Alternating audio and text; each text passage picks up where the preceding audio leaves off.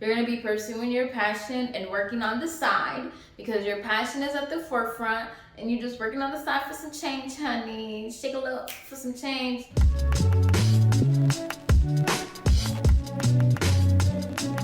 Yeah.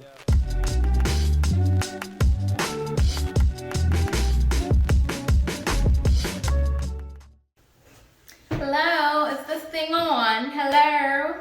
Hi. It's your girl Wangeshi. Welcome to Wangeshi TV.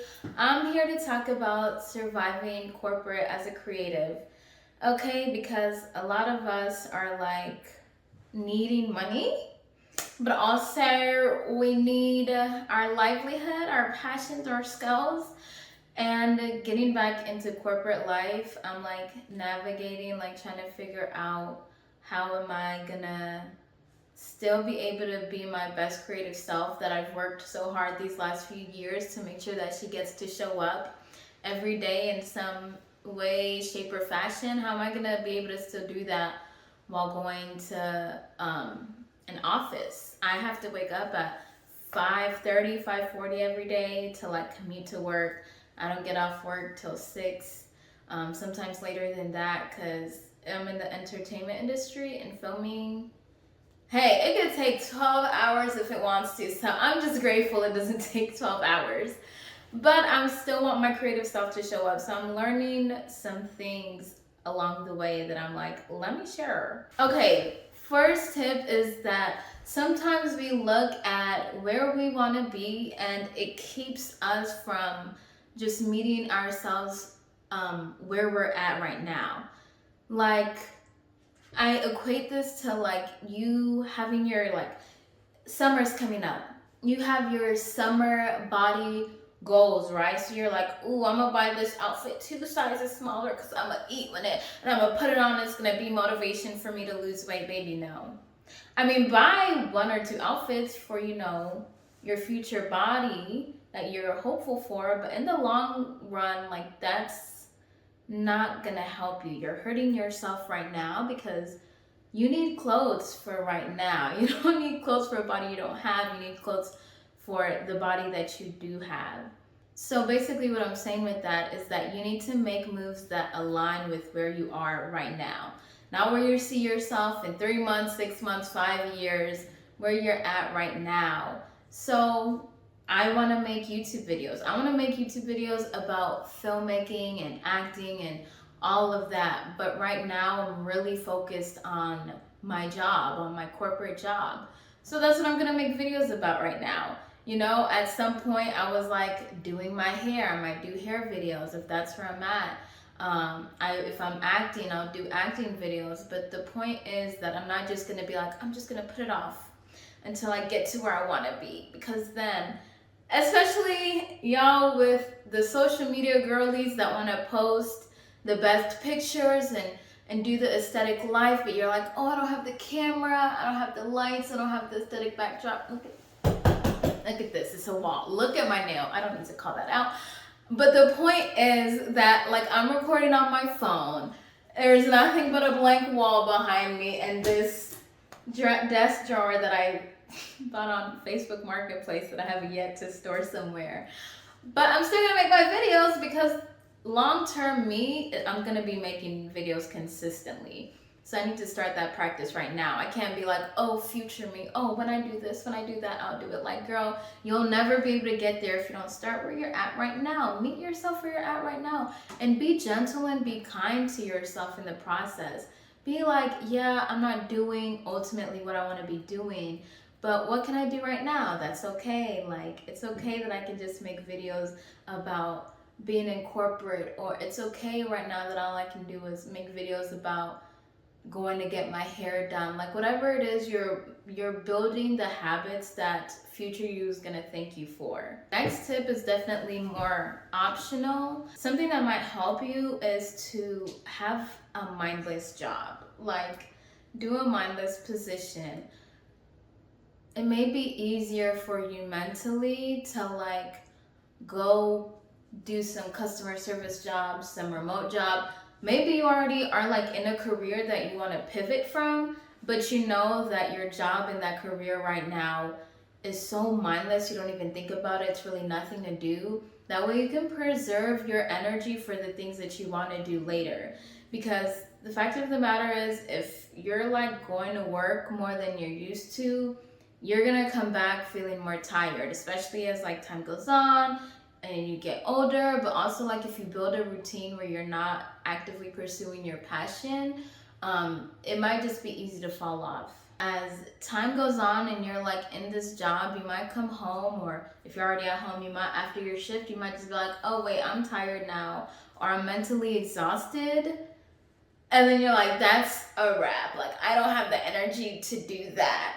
So it might help to do a mindless, like, just maintain a mindless job that you don't have to think about so far. And don't feel too like entitled or too good for any role. Like, if clocking in at Costco for 4 hours a day is gonna be what like helps sustain you so that you can like survive and actually be able to eat and sleep comfortably and do your passions, then that's what you want to do, because you don't want to be struggling looking for money and stuff and be like, oh well, I'll never work at McDonald's, I'll never work over here, over there.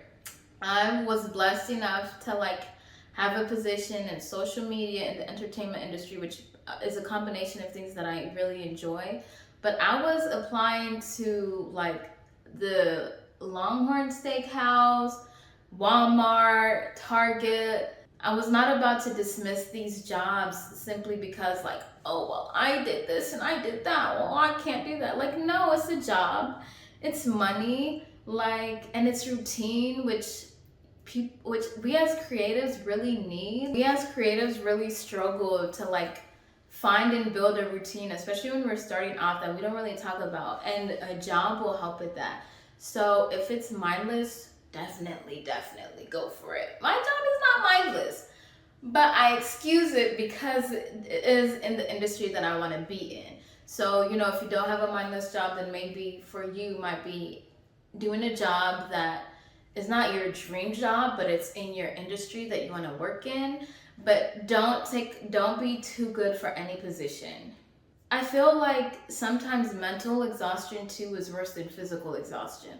Like, if you're working at the Sam's Club and you gotta be on your feet for 4 to 8 hours, your feet might be tired, but you might, you know, have some creativity like juices flowing. You might have gotten inspo while you're on the clock. But if you're like doing a remote job, but you're always having to think about, okay, who do I need to email? Like, what data do I need to input, blah, blah, blah. And by the end of the day, you're so mentally exhausted that you can't even think about like writing or filming or anything that you're into, or like playing your instrument, singing, whatever it is that you're into, dancing. You might be like, forget about all that. I'm not doing any of that because I'm so mentally drained. So you also have to consider that, like, what do you prefer? Like, would you prefer a job that's like, what would you prefer? Can you take a job that's mentally exhausting a little bit, or can you take a job that's physically exhausting a little bit? Also think about that when you're looking into a corporate position. Okay, and this is the last thing I'm gonna leave y'all with, probably the biggest piece of advice, you know, suggestions that I could give is to be intentional about your passion. You gotta be so intentional if you're gonna be working and pursuing your passion. You're gonna be pursuing your passion and working on the side because your passion is at the forefront, and you're just working on the side for some change, honey. Shake a little for some change. You gotta be intentional, babes, and it's not just about like, oh, people say be intentional, but they don't really say what that means. That means waking up at 5 a.m. and going to your job and still planning out when you're gonna do your passion. Like me, I don't drive. I'm taking the bus, or I'm taking a ride share, public transport, whatever I can do. So during that time, I'm like, okay, I gotta knock out this much writing. I wanna post this much this week. Like, I know I have these videos in my drafts waiting for me to upload, so I'm gonna do it now. Like, you have to be extremely intentional about your passions if you're gonna like survive corporate and be creative and not feel like you're just living to work and working to live. Like you want something to live for. So you really have to, I think planning out is the best thing that you can do for yourself. Even it can be on one side, you could be like Monday, Wednesday, Fridays, I'm writing. That's it. No excuses, no ifs, ands, or buts about it. But if you're like, no, I know I won't do well with that kind of like rigidity, like it won't be sustainable, then tell yourself, okay, 3 times this week I have to write. I have to make sure 3 times I've written. So it could be Monday, Tuesday, Wednesday one week. It could be Tuesday, Thursday, Friday the next. Like you just have to like really plan that out. Sacrifices will need to be made. Like my friend called me and I was heading home and I could talk to them, but I had to tell them like once I got home, I had to be like, okay, I gotta go. I gotta film a video. I had to film this video. I want that natural light. The sun is setting quickly. So I gotta go. So you have to make sacrifices. My sacrifice is also that I'm not working out. I'm doing this instead. But you know, tomorrow's another day. So that's the thing. Like if you wanna work out, if you wanna record and post, if you wanna write, you have to be like, okay, writing Monday, Wednesday, Friday, I'll do that. But I know if I write, I won't feel like working out, and I'm trying to get on my health stuff, trying to have this summer body ready. So Tuesday, Thursday, Saturdays, I'll work out. You have to just be very intentional. Plan. Your girl is a little neurodivergent. I will not diagnose myself on camera any more than I probably already have.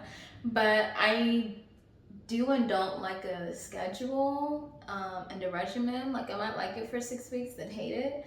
So telling myself like, do this Monday, Wednesday, Friday might work for me for like 3 weeks, and then I'll be sick and tired of it. So you just have to know yourself. So I might say for the month of April, I'll do it Monday, Wednesday, Friday. But then in May, I'm just gonna give myself like, I'll do it 2 times a week. Or I'll really work hard and challenge myself and do it 6 times a week. But I have to change it up for myself. But the point is that I am planning out when I'm gonna do my passion. It might be hard for you if you just grew up and you just always did it. That might not come easily, and you might find like, oh my God, it's been 6 months since I drew. Like, what happened? I don't understand. Like, time just flashes by, especially when you're working and you just come home and you're like, oh my God, how quickly can I get to my bed and some food in my mouth and my favorite TV show on? Like, that's all I want right now after work. You gotta take a little bit of time for your future self. Long term, you will thank you. Today, you might be like, I really don't feel like doing this, but you'll be grateful that you did. So that's it. Just 3 little, I need to stop using this hand. Oh my God. 3 little tips to help you survive corporate as a creative. I am navigating myself. It's a journey. We're gonna learn. It's trial and error, but we're gonna learn together, okay? I hope you enjoyed. Tune in for more. Like, I think I want to do more of these a little bit. Like, let me be intentional, right? Because I've not been intentional with YouTube. I will say that. I have not been intentional with her. But it's a new season, so I'm hopeful. Be hopeful for yourself, too. Yeah.